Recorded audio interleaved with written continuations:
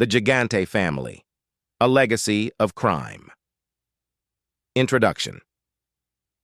The Gigante family, one of the most notorious crime families in the United States, has a history marked by extortion, fraud, and murder. Their reign over the criminal underworld spanned decades, creating a legacy of fear and power that left an indelible mark on American society.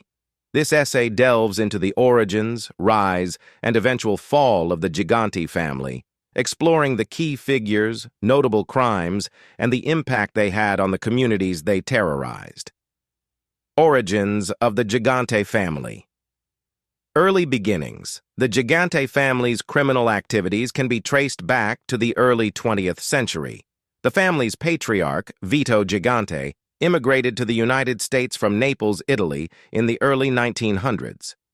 Like many immigrants of the time, Vito sought a better life for his family. However, he soon became involved in organized crime, seeing it as a quicker route to wealth and power. Vito established himself in New York City's Lower East Side, a melting pot of cultures and a breeding ground for criminal enterprises. He started small, engaging in petty theft and bootlegging during Prohibition. As his operations grew, Vito began to build a network of loyal associates, laying the foundation for what would become the Gigante crime family. The formation of the family. By the 1930s, Vito Gigante had amassed considerable power and influence. He officially formed the Gigante family, structuring it similarly to other mafia families, with a hierarchy that included captains, soldiers, and associates. Vito positioned himself as the boss, overseeing all criminal activities and ensuring that profits flowed upwards. The Gigante family's early operations included extortion, loan sharking, and illegal gambling. They quickly gained a reputation for their ruthless enforcement methods, using violence and intimidation to maintain control over their territories. Vito's leadership and strategic alliances with other crime families helped solidify the Gigante family's position in the New York underworld. The rise to power. Vincent the Chin Gigante. One of Vito Gigante's sons, Vincent Gigante, would go on to become one of the most infamous leaders of the family. Born in 1928, Vincent, also known as the Chin, was groomed from a young age to take over the family business. He became involved in the family's operations as a teenager, proving his loyalty and earning his place in the hierarchy.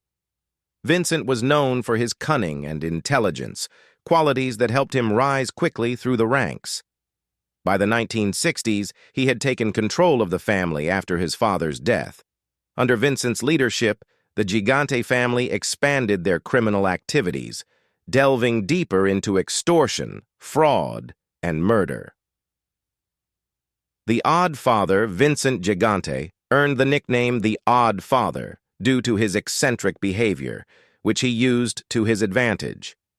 He often wandered the streets of Greenwich Village in a bathrobe and slippers, muttering to himself.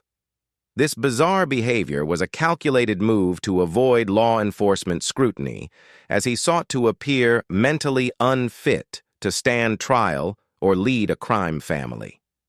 Despite his outward appearance, Vincent was a shrewd and ruthless leader. He orchestrated numerous high-profile crimes, including contract killings and large-scale extortion schemes.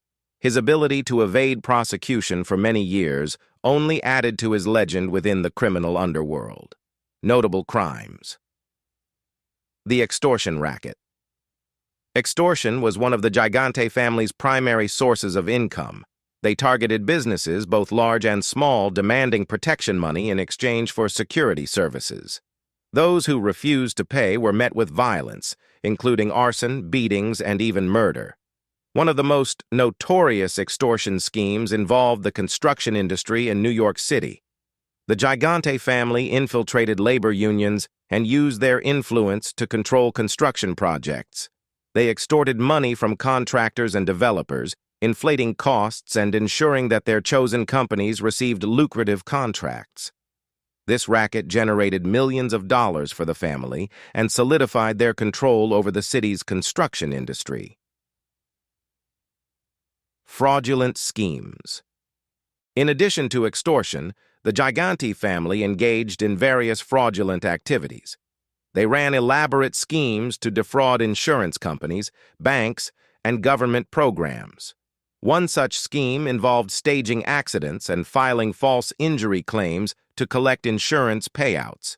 The family also operated illegal gambling rings and loan sharking operations, charging exorbitant interest rates to desperate borrowers. The Gigante family was also involved in counterfeiting and identity theft. They produced fake identification documents and credit cards, using them to commit a wide range of financial crimes. These fraudulent activities allowed the family to amass significant wealth and maintain their power in the criminal underworld. Contract killings murder was another tool in the Gigante family's arsenal. They used contract killings to eliminate rivals, silence informants, and intimidate those who dared to challenge their authority. Vincent Gigante himself was suspected of ordering numerous hits, though his careful planning and use of intermediaries made it difficult for law enforcement to connect him directly to the crimes.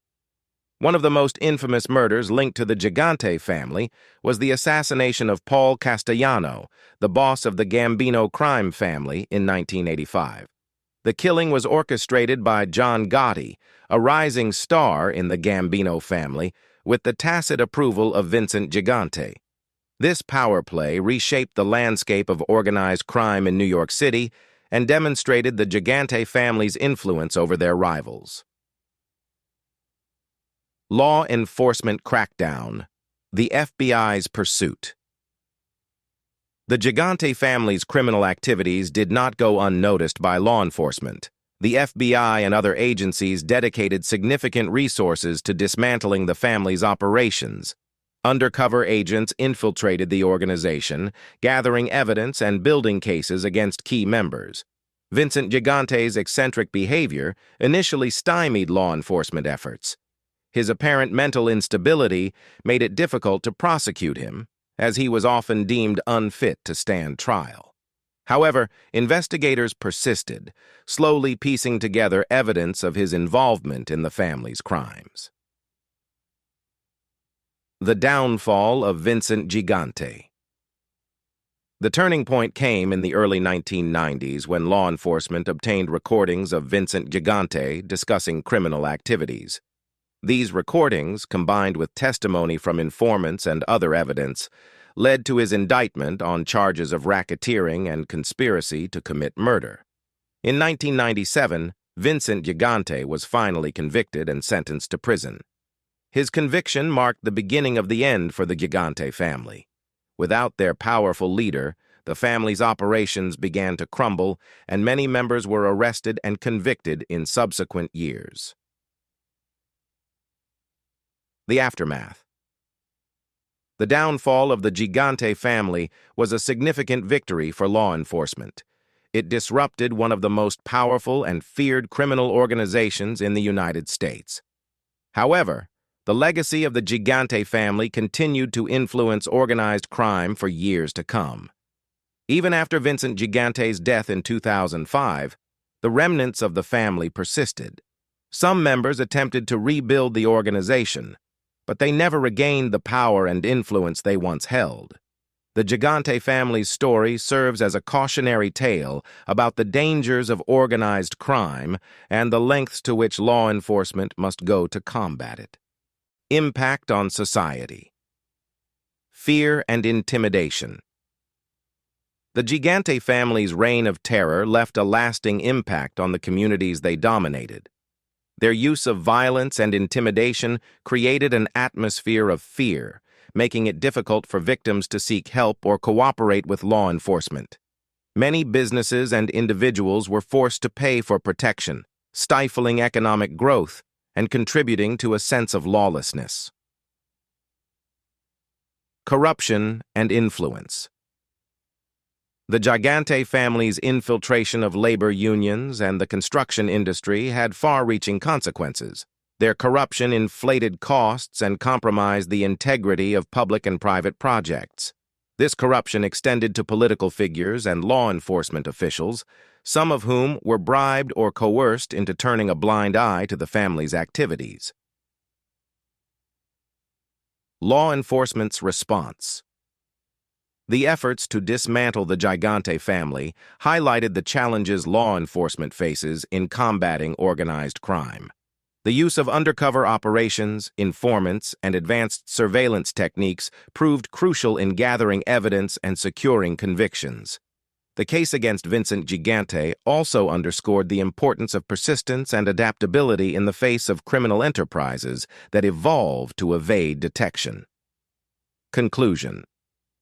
The Gigante family's legacy is a complex tapestry of crime, power, and influence.